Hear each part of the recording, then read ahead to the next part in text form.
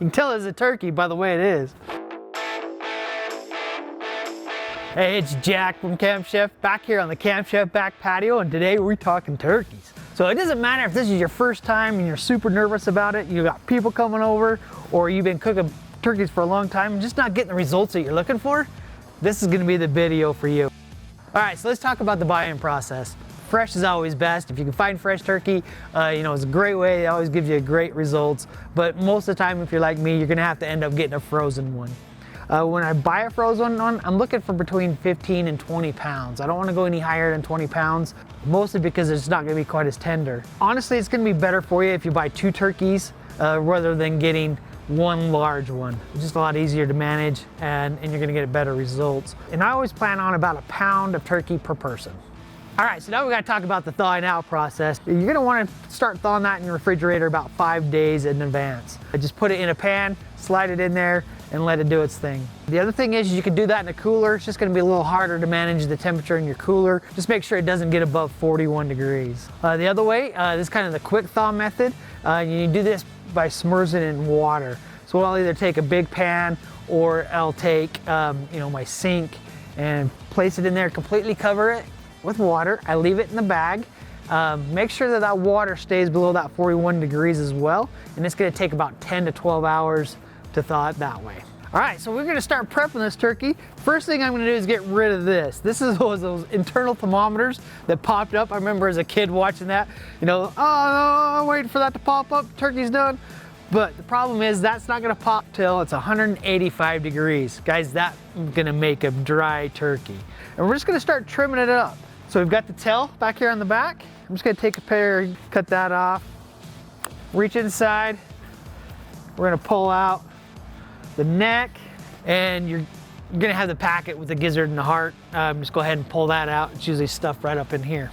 Okay, once we get all that trimmed up, we've got another decision to make. I know if you've been doing any kind of research online, you've heard of the spatchcock, and what is that, and what kind of method is that? So basically all that means is you're gonna cut this backbone out. So I'm just gonna take my kitchen shears, and I'm just gonna the side of the backbone on both sides and pull that out. And what we're gonna do is flip that over. You're gonna need to break that breastbone. So I'll just go ahead and just boom, right like that. It's gonna lay that turkey out flat, and it's gonna give us a way more even cooking, and it's gonna cook a lot quicker for you. We're actually gonna leave this one whole because I wanna just show you the easiest method that you possibly can do. All right, so now we have another decision we need to make, and that is brining. Do we wanna brine this? And there's actually a couple different kinds of methods out there. There's the wet brine and the dry brine.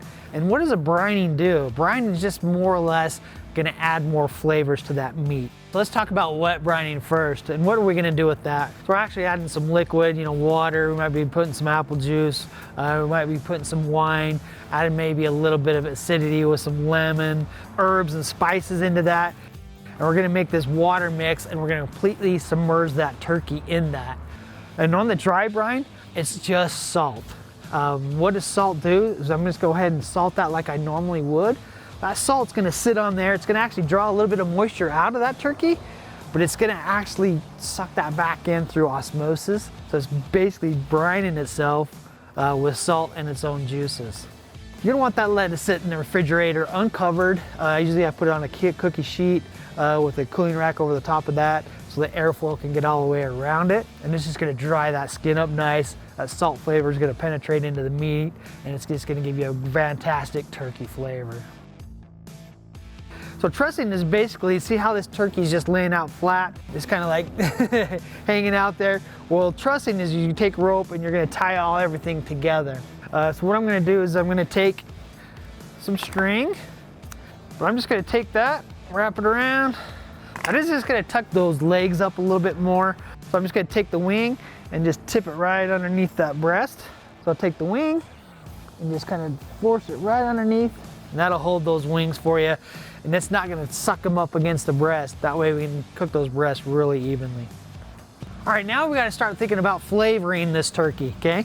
We didn't dry brine this one, or we haven't wet dried brine this one. We're just gonna season this one. Just because, maybe you didn't have time to dry brine it or whatnot. If you're not getting the results that you're looking for, just go back to salt and pepper. Salt and pepper makes a fantastic turkey. Today we're just gonna do some butter, some sage, and some lemon. We're just gonna kind of mince this up a little bit. If you want to bring out a little bit more of that oil and that flavor, just go ahead and take your knife and just bruise that sage a little bit. That's gonna help those oils come out. We're just gonna take that, we're gonna just put it right over the top of our butter. This was a whole cube of butter. We're gonna add a little bit of lemon zest to this. Now we want to flavor this as well, so we're gonna add some salt. And remember, we're doing a really big turkey here, so it can take quite a bit of salt. Let's add some fresh cracked pepper. We're just gonna kind of mix all that in. The really cool thing about turkey is, and chicken for that matter, is you got the skin that you can work with. And what we're gonna wanna do is we're gonna wanna put this underneath the skin. So what I'm gonna do is just kind of reach my fingers, my hand back in there and just kind of gently pull back that skin. Open that up. That way I can get some flavoring underneath there. So what we're gonna do, we're gonna just take some of these chunks of butter. We're just gonna start sliding it underneath that skin. Highly recommend just starting out super simple and working your way up. But I can't stress it enough. Don't overcomplicate your seasonings. Next step, now we got to put the salt and pepper on. So we're gonna salt and pepper the outside of this. I'm just gonna start salting. Just make sure on the salting, I wouldn't use just a normal iodized table salt. Use a good sea salt or a good kosher salt. All right, let's get some pepper on there. Good fresh cracked pepper. All right guys, this turkey's looking awesome. It is ready to start cooking. We're gonna cook this one straight up at 350 degrees. We're gonna use the Camp Chef Woodwind. You're more than welcome to smoke it. I wouldn't recommend going any more than maybe an hour at the beginning. So smoke it at 225 and then turn it up to 350. But for me personally, I just run it at 350 the whole entire time. This is gonna work great in your oven as well. Okay, so I'm getting ready to throw this into the pellet grill. There's a couple options we have. Now, if I'm gonna do a spatchcock, I'm gonna go ahead and open my grill and we're gonna lay that across that top shelf. It's gonna get a really good airflow all the way across it. It's also gonna allow me to put a full hotel pan underneath it. So all those parts and pieces that I took off, I'm gonna lay down in the bottom. I'm gonna put about 2 quarts to 4 quarts of chicken stock in that, onions, carrots, celery, some herbs, and that's just gonna make an awesome liquid for gravy or whatnot like that. It's gonna catch all those drippings.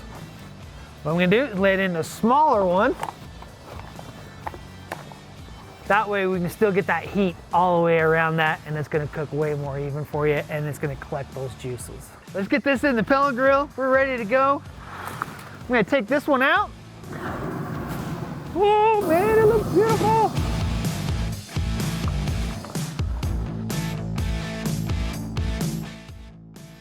Another important part of this process is the resting. So we're gonna go ahead and leave it in the pan, and I'm just gonna cover it with tin foil and let that rest for at least 30 minutes.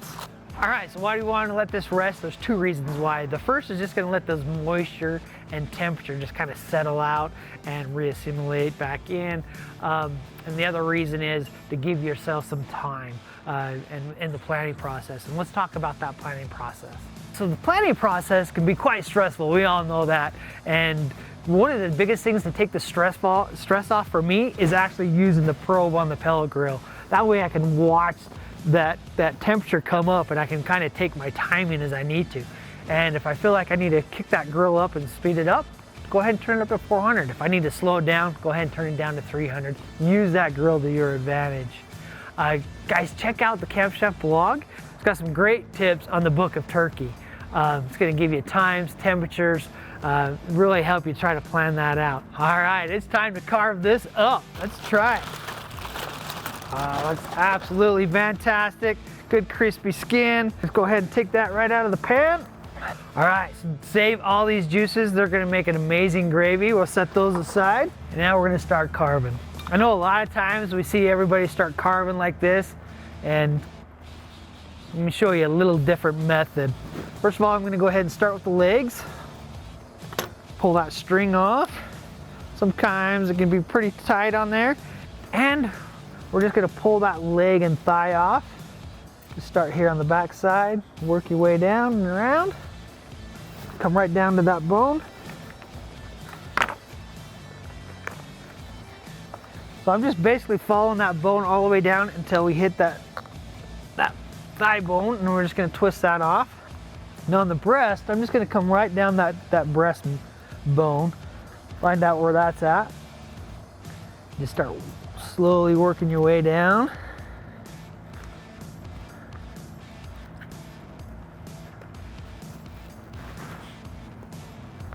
And then we're gonna start coming around the bottom side. Work your way up. You can hear that skin crunching as we go. Now the way I want to cut this is I want to go against the grain, and we're just gonna cut it in slices like this. I'm gonna sneak a little bit of piece here though. Ooh, got some of that skin on there. Guys, tons of moisture inside. Awesome flavor. Super tender, super moist. All right, so we got some wonderful white meat here. We got our just succulent dark meat over here on this side. Remember that white meat needs to be about 165, but the dark meat can go a little bit higher. It's okay if that even creeps up there around that 185-degree mark. It's got more fat and more connective tissue in it, but that breast has got to be right around that 165. So that's how easy turkey can be. It really is super simple. You know, if you're liking these videos, go ahead and subscribe, like, leave us a comment, and I'm out of here.